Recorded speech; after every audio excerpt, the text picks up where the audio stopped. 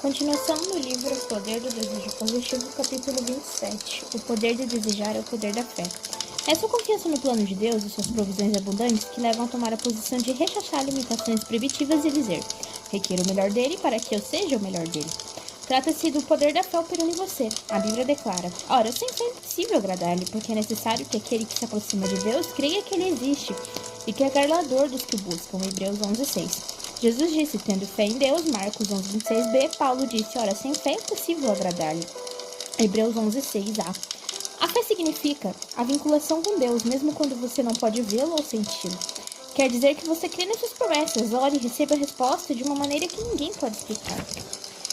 Primeiro, a fé significa que você liga a sua pequenez à grandeza de Deus. Foi Deus quem fez o sol, a lua, as estrelas, os pássaros e as flores. Ele criou você e deseja estender a mão para abençoá-los neste momento. Portanto, ligue sua pequenez à grandeza de Deus. Assim como ele veste os lírios do campo, importa-se com você. Quando Jesus tomava as crianças nos seus braços, abençoava-as e curava-as, creio que ele ensinava a lição que ninguém é insignificante aos seus olhos. É possível que a religião tenha feito sentir-se indigno, insignificante diante do Senhor. Mas relaciona sua pequenez com a grandeza de Deus. Creia que ele se importa com você, peça e requeira o melhor da sua vida divina. Lembre-se, o preço supremo que Deus pagou por você entregando seu filho unigênito. Ele não pagaria tamanho preço se você não fosse ninguém importante a tal pagamento, qual serviu para comprovar o seu amor e a prova eterna de que você realmente é alguém aos olhos de Deus. Relacione-se com ele, portanto, requeira seu melhor agora. Sem fé significa? A fé significa que você liga a sua necessidade ao suprimento de Deus.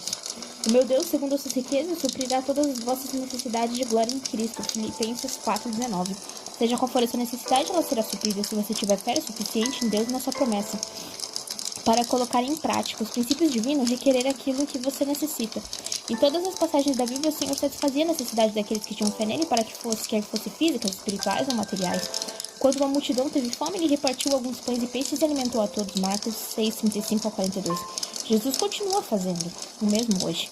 Determinada viúva na Bíblia demonstrou sua fé ao lançar as mãos restos de farinha que lhe sobravam a fim de assar bolo para Elias, profeta de Deus.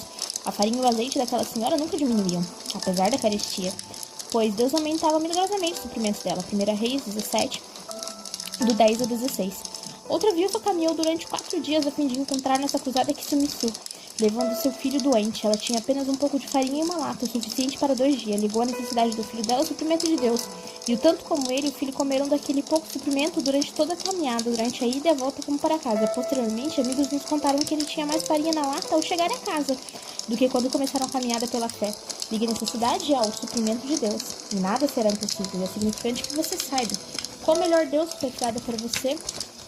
É seu domínio, você precisa dele para o seu bem, assim como para o bem das outras pessoas. Terceiro, a fé significa que você liga a sua doença à cura divina.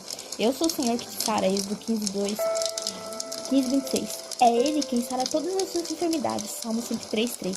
No Novo Testamento, Jesus sempre sarava todos aqueles que se chegavam e ele nunca mudou. Não há pessoa alguma doente demais ou caso demasiadamente desesperador, pois Jesus é o mesmo hoje. Em uma de nossas cruzadas, levaram um incapacitado, cujo problema começou com diabetes, ao qual progrediu até deixá-lo cego.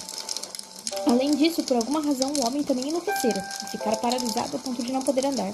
Alguém carregou para a cruzada e deitou no chão perto da plataforma. Não sei explicar como Deus realizou tais maravilhas, só sei dizer que naquela noite aquele homem querido foi curado.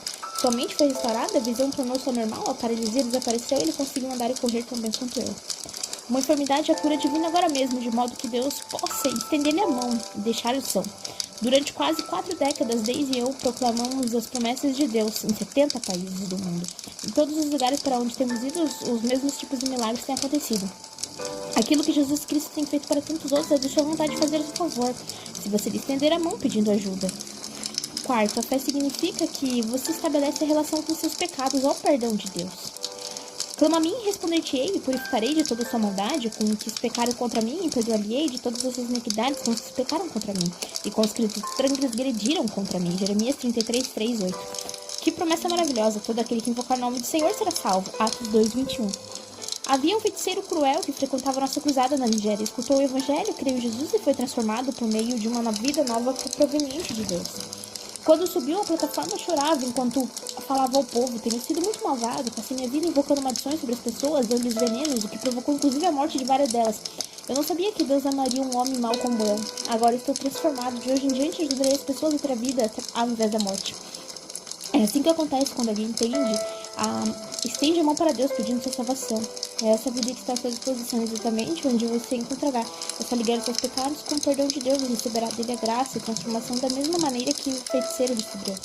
Quinto, a fé significa que você une suas impossibilidades com as possibilidades de Deus. O Senhor Jeová, eis que tudo fizeste, os céus e a terra, com teu grande poder, com teu braço estendido, não te maravilhas demais por coisa alguma. Jeremias 32:17. As coisas que são impossíveis aos homens são possíveis a Deus. Lucas 18:7. Em uma de nossas cruzadas, o jovem Harold Kahn foi levado até nós com um enorme suporte da perna esquerda, desde a coxa até o pé. A perna direita era 12 centímetros mais curta do que a esquerda. O sapato do pé direito tinha uma extensão metálica para ajudar a andar de modo equilibrado. A perna mais curta tinha um diâmetro proporcionalmente menor àquele que tinha a esquerda. Aquele jovem que havia sido criado na fé muçulmana escutou o evangelho e recebeu Jesus Cristo como seu Senhor. Durante a oração, Harold foi curado instantaneamente. Não sei como que aconteceu, mas em só um momento sua perna mirrada passou a ter o mesmo comprimento e espessura da outra. Esse caso é bem conhecido na ilha de Trindade, porque Harold estava sob tratamento no hospital do governo. O rapaz ficou em pé na plataforma, segurando em uma de suas mãos o grande suporte de aço, o qual se estendera da coxa para o pé, e na outra mão seu sapato com 12 centímetros de acréscimo. Coisa alguma é difícil demais para Deus. Eis que sou o seu Senhor, Deus de toda a carne. Acaso seria qualquer coisa maravilhosa demais para mim? Jeremias 32:27. Porque para Deus nada é impossível. Lucas 1:37. O poder do desejo pelo impossível é o poder da fé que torna possível. É por isso que você poderá requerer o melhor de Deus, adquirir o melhor que provém dele e ser o melhor de Deus. Obrigada por ter ouvido até aqui. Em breve eu postarei os próximos capítulos. Deus abençoe.